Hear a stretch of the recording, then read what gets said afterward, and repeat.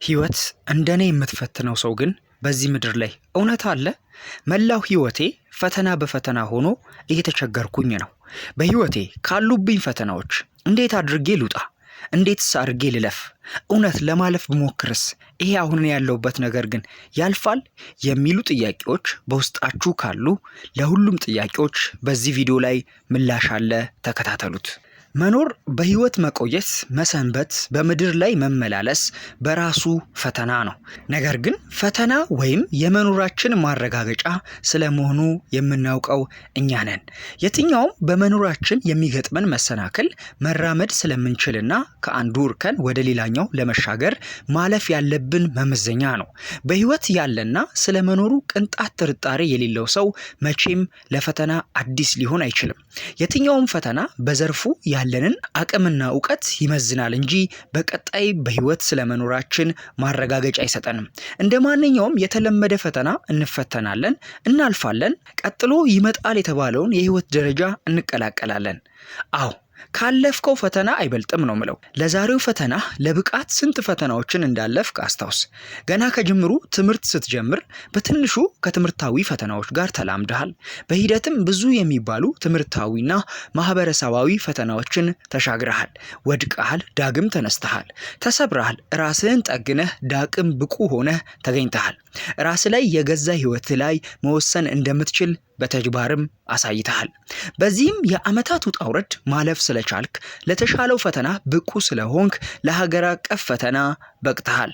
የዛሬው ፈተና ካለፉት የረጅም ጊዜ ተደጋጋሚ የህይወትና የትምህርት ፈተናዎች እንደማይበልጡ አስታውስ። እነርሱን አልፈሃልና ይህንንም ታልፈዋለህ። እነርሱን ተሻግረሃልና ይህንንም ትሻገረዋለህ። አዎ፣ ስለ ፈተናው ከሚወራውና ከሚነገረው በላይ ያነበብከው የተረዳኸውና ፈተናው ላይ አተኩር። አዲስ ለሚገጥምህ ከባቢ ራስን አለማምድ። የመፈተኛ ስፍራ የማይፈቅዱ ተግባራትን በቤትህ መከወን ጀምር። በቂ እንቅልፍ ውሰድ።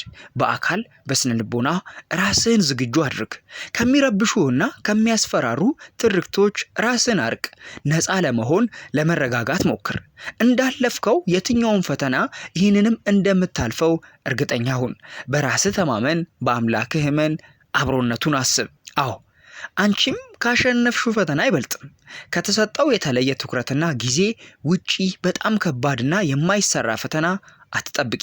ከፈተናው ክብደት በላይ ስለ ፈተናው በማሰብና በመጨነቅ ውጤት እንዳታጪ ተጠንቀቂ። የተፈጠረው የፈተና ሁኔታ አንቺን ለመጉዳትና ለማሸበር የተደረገ እንዳልሆነ እወቂ።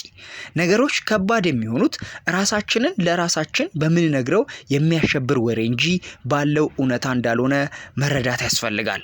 ነገሮች እኛን መተው ከሚጎዱን ወይም ፈተናዎች እኛን መተው ከሚጎዱን ይልቅ እኛ ስለነሱ የምናስበው በ5 እና 4 እጥፍ አብልጦ ይጎዳናል። የሚወራው የሚነገረው ሁሉ እውነት አይደለም። እውነት ቢሆንም የሚመጣው ነገር አይኖርም። ብቁ ስለመሆንሽ ሐሳብ አይግባሽ።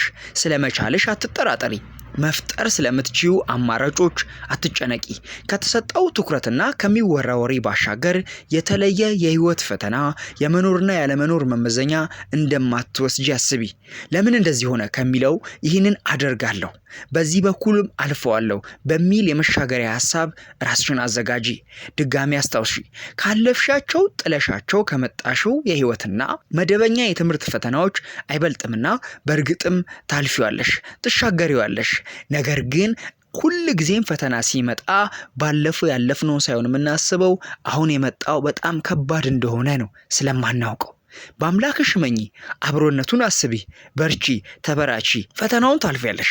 በዚህ ምድር ላይ ስንኖር ፈተና በሁላችንም ህይወት ላይ የማይቀር በየጊዜው ህይወታችን ውስጥ የሚከሰት ነገር ነው። የምንኖረውም ፈተና ውስጥ ነው። የአንዳችን ፈተና ይለይ እንጂ በዚህ ምድር ላይ እየኖረ በፈተና ውስጥ የማያልፍ የለም። አንድ አዋቂ እንዲህ ይላል፣ ፈተና የሌለው አንድ ቦታ ነው፣ ያንን ቦታ ግን በእርግጠኝነት አትፈልጉትም። ፈተና የሌለው የመቃብር ስፍራ ብቻ ነው። በውስጣችን ትንፋሽ ካለ ከተነፈስንና በህይወት ካለን ፈተና አለብን። ያ ፈተና ግን የሚመጣው ሊያሳድገን አሊያም ሊያስተምረን ካልሆነም ወደ ፈጣሪያችን ሊያቀርበን ነው። አባት ለልጁ ክፉ እንደማይመኝ ሁሉ እኛም የፈጣሪ ልጆች እንደመሆናችን መጥፎ ነገር አይመኝልንም። ስለዚህ አሁን ያለህበት ፈተና ሊያስተምርህ ወይም ሊያበረታሽ፣ ሊያጠነክርሽ አሊያም ወደሱ ሊያቀርበን የመጣ ፈተና ነውና ያልፋል፣ የማያልፍ የለም። እኔ ብቻ የምፈተነው የሚል ሐሳብ ካለሽ ደግሞ ትልቁ ስህተት እሱ ጋር ነው።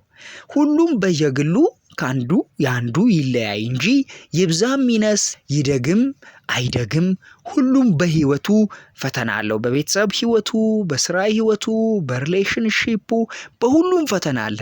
ሁል ጊዜም ደግሞ ፈተና ይመጣል። አንዱን ስትፈጪ አንዱን ፈተና የሚያልቀው ከዚህ ምድር ላይ የተሰጠንን ጊዜ ጨርሰን ስንሄድ ብቻ ነው።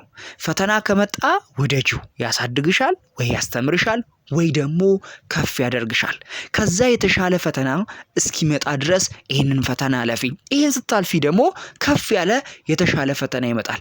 ያንንም እያለፍሽ ራስሽን እየሞረድሽ እያስተካከልሽ ራስን እያስተካከልክ እያጠነከርክ ትልቁ ቦታ ጋር ትደርሳለህ።